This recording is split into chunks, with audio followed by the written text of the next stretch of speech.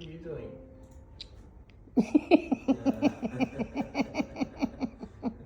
You should dance. Yes.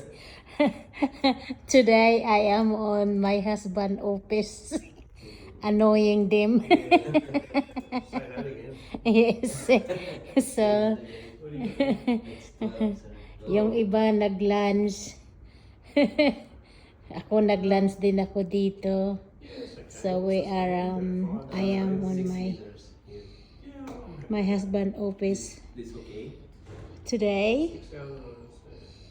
Just stop here, have some lunch, cause I went to the nail bar. I went to my beauty treatment. So I stop here, just say hello. So ito, nandito kami sa office ng asawa ko. And then later on, he's gonna drop me off. After I finish annoying them. But the other one, sir, please, then you will be 32. Yeah, It's okay. I think so. Yeah, that's only 8 mil. Include depression. Ayan. So, yan ang gwapo kong asawa. My good-looking husband over there. Yeah. Gwapo. Gwapo-gwapo. Gwapo-gwapuhan.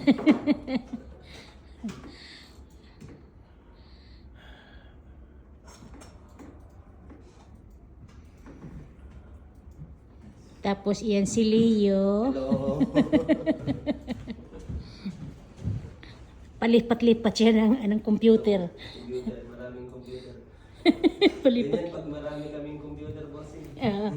Palipat-lipat siya dun. Lipat. Ayan. Palipat-lipat siya. So, ito yung... Ayan.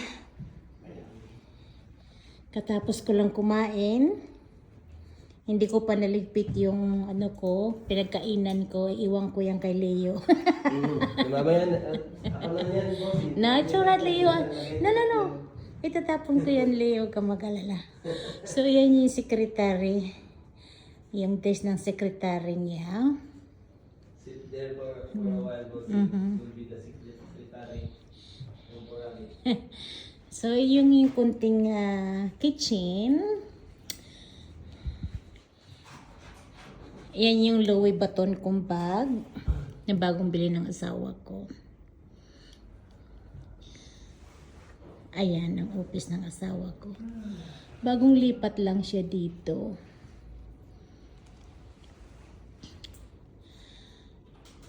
So mamaya-maya kasi low battery na ako.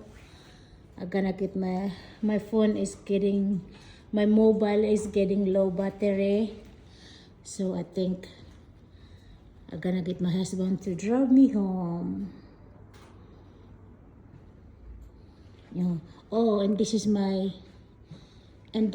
desk over there. Ito yung desk ko na walang computer.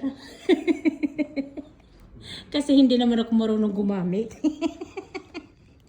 So dito ako nakaupo kapag bumibisita ako. Tapos minsan natutulog ako dyan kapag inantok ako.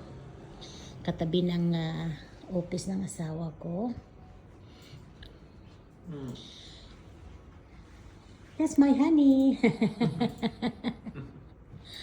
So yeah. Yan ang ano ko sa inyo. Content ko sa inyo. Ayan si Leo. Hello. Leo, hello ka sa nanay mo, kay ate. Ayan. Say hello, mama. Hello. Ayan si Leo. Leo, naughty. Yes. Tapos, ngayon, dito muna ako uupo habang mumuni-muni ako. Maraming salamat sa mga panonood. Thank you so much, guys.